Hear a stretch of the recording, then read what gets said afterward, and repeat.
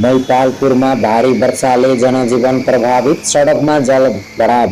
नयाँ दिल्लीको मैपालपुर र रङपुरी आसपासका क्षेत्रमा आज परेको भारी वर्षाका कारण सडकमा जल प्रभाव देखिएको छ।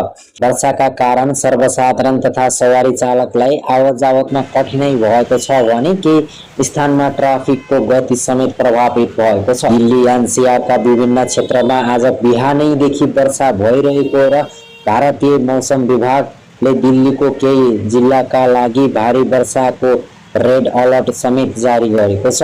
साथै मेघा गर्जन, चट्याङ र 30-40 किलोमिटरको प्रति घण्टासम्मको हावाहुरीको सम्भावना रहेको जनाएको छ।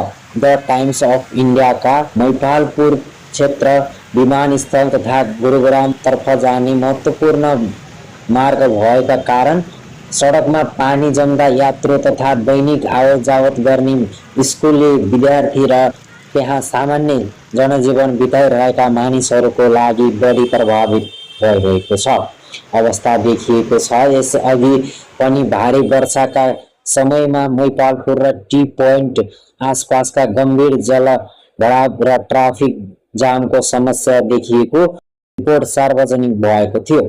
सम्बन्धित निकायहरूले जलभराव भएका सडकका सावधानी अपनाउन र अति आवश्यक नभएसम्म जोखिमपूर्ण क्षेत्रमा यात्रा नगर्न आग्रह गरेको छ। बाँकी रिपोर्ट तपाईहरूले हाम्रो डिजिटल टिभीलाई हेर्दै गर्नुहोला र यस्तै समाचारहरू सुन्नको लागि र मनोरञ्जनको लागि हाम्रो डिजिटल टिभीलाई सब्स्क्राइब गर्न पनि नभुल्नुहोला। नमस्ते।